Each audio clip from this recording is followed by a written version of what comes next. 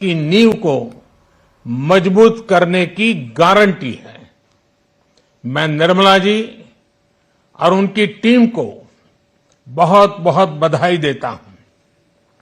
साथियों, इस बजट में युवा भारत की युवा आकांक्षाओं का, भारत की यंग एस्पिरेशंस का प्रतिबिंब है।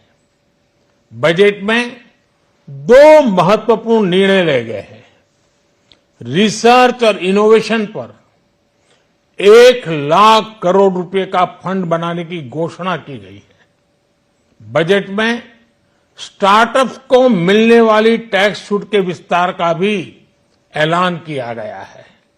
साथियों, इस बजट में फिस्कल डेफिसिट को नियंत्रण में रखते हुए कैपिटल एक्सपेंडिचर को 11,11,111 करोड़ रुपए की ऐतिहासिक ऊंचाई दी गई है। अर्थशास्त्रियों की भाषा में कहें तो एक प्रकार से स्वीट स्पॉट है।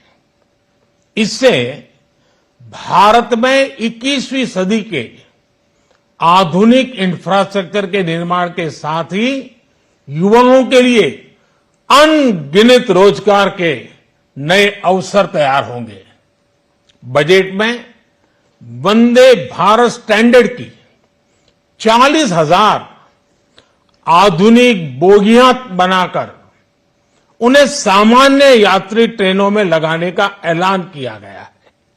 इससे देश के अलग अलग रेल रूट पर करोड़ों यात्रियों में आरामदायक यात्रा का अनुभव बढ़ेगा।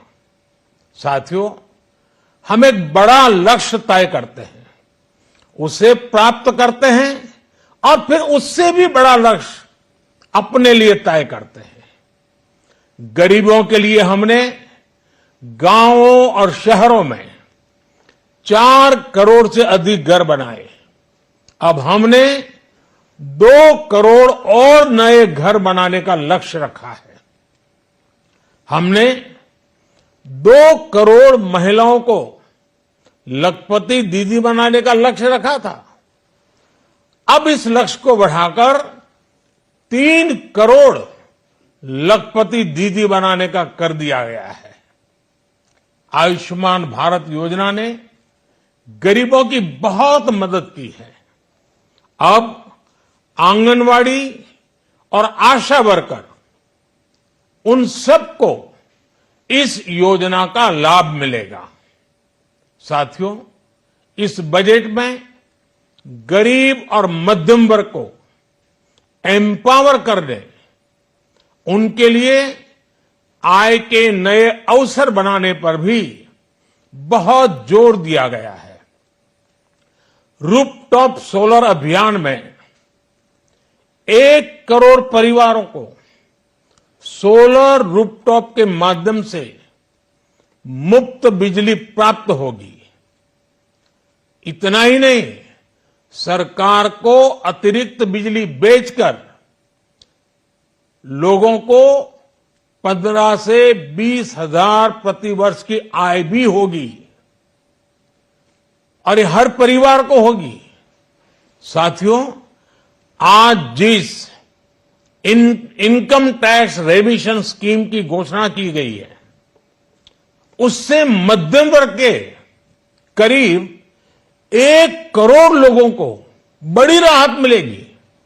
पिछली सरकारों ने सामान्य मानवी के सिर पर दशकों से ये बहुत बड़ी तलवार लटका कर रखी थी।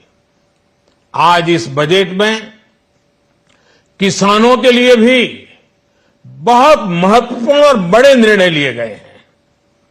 नैनो डीएपी का उपयोग हो, पशुओं के लिए नई योजना हो, पीएम मत्स्य संपदा योजना का विस्तार हो और आत्मनिर्भर ऑयल सीड अभियान हो। इससे किसानों की आय बढ़ेगी और खर्च कम होगा। मैं एक बार फिर सभी देशवासियों को इस ऐतिहासिक बजट के लिए शुभकामनाएं देता हूं। बहुत बहुत धन्यवाद।